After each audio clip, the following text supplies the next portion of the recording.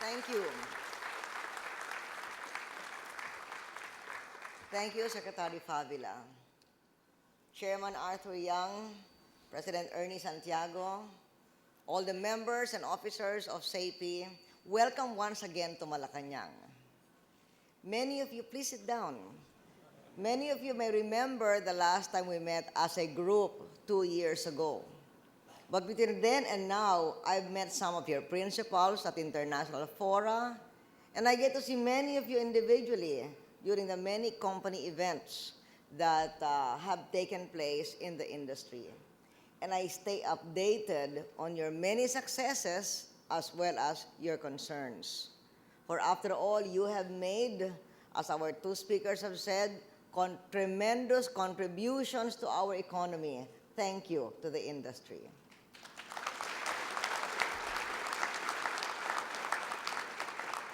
A special thanks to the 242 companies that form SEIPI, the moving spirit that has made your sector among the most united and organized of Philippine industries.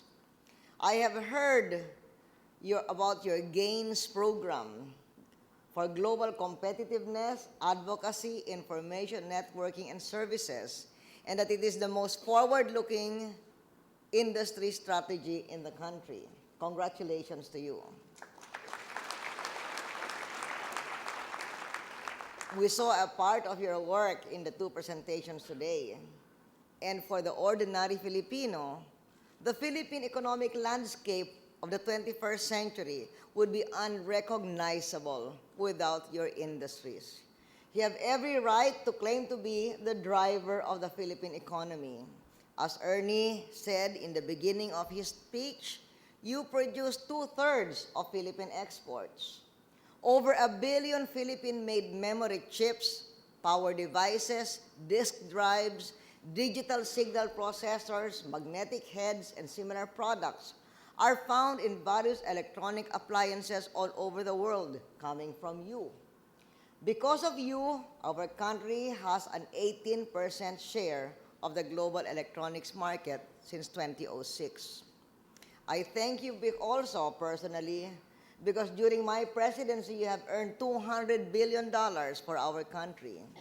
Your exports have grown almost 50%, from $22 billion in 2001 to $31 billion a year. And I was looking at the growth rate of the world and of Asia. Your exports in the last 7 years have grown faster than the rest of Asia. Your industries have been major job creators. You give direct employment to almost 500,000 Filipinos. That is the same number as our Department of Education, which is our largest single government employer. Your sector invested $5 billion during my administration.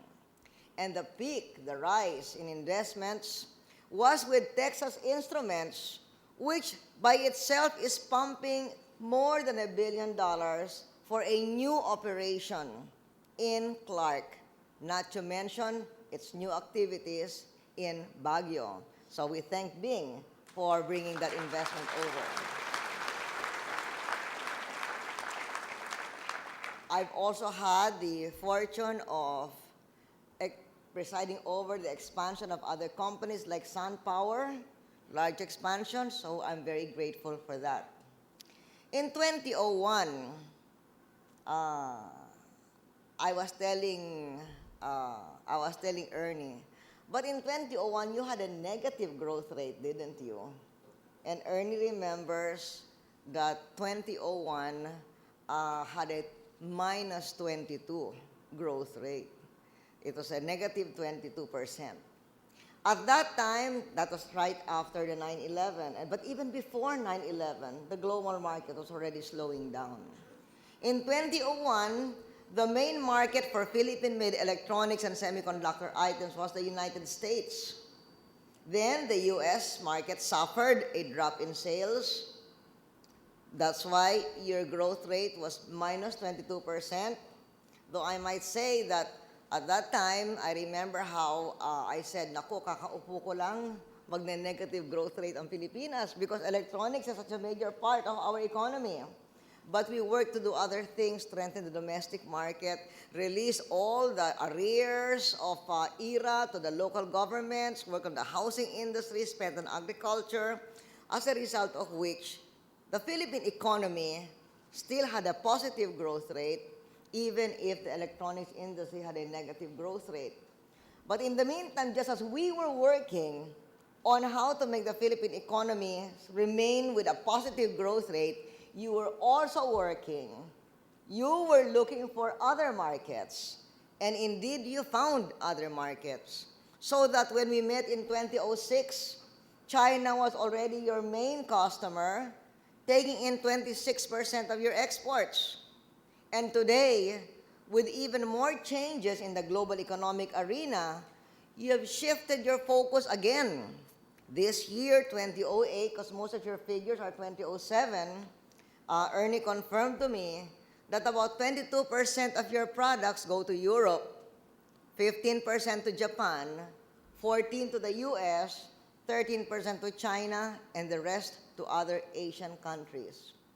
But Arthur was telling me that there is a lot of potential, as he has shown us in the presentation, within our own region. And so, with such dynamism, your industry, though it had a negative growth rate for the first 6 months of the year, in June, it managed to grow 2.6% year on year. And maybe that means that the slump is over and you're beginning to go back to your upswing. We have been working tirelessly, as we did in 2001, and now even more, to address challenges arising from the slowdown in the global economy, which this time is combined with a spike in oil and food prices. We all know this is a global phenomenon.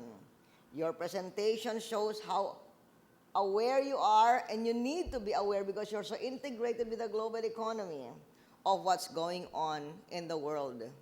The events in the US and the slowdown in the global economy are causing real difficulties for countries around the world. But we are not insulated from them, but our economy is more resilient today than ever before. And I would say more resilient than some other countries in our region. In some other country, which is also an attractive area for your investments otherwise, the overheating is so much that the government has to cut down on infrastructure spending. We have not reached that stage of overheating, and we are not cutting down. In fact, we are increasing infrastructure spending. We are able to do this because of the economic and fiscal reforms that we have implemented in recent years to the cooperation of Congress. These have resulted in the strengthening of our macroeconomic fundamentals as well as our banking system. So our economy is strong enough to withstand the external financial turmoil. We've been working hard on all fronts to manage inflationary pressures, to provide a safety net to those hit hardest by these global developments, and deliver the growth that will continue to generate jobs and tax revenues that we need to fuel our investments in our nation's future. We've been working hard to make sure that food supplies remain stable and to put food on the table for every Filipino in order to avoid demands for a wage spiral and therefore keep you competitive. We were discussing that when Arthur was making a presentation about our the costs being a small portion of the cost of goods sold compared to other places. So overall, there is still a great amount of competitiveness here. And we contribute to that, among other things, by trying to keep the cost of food low so that, low or affordable so that there will be no demand for a wage spiral.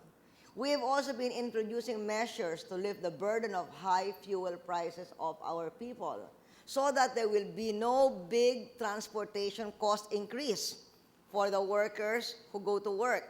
For the same reason, to avoid demands for a wage spiral.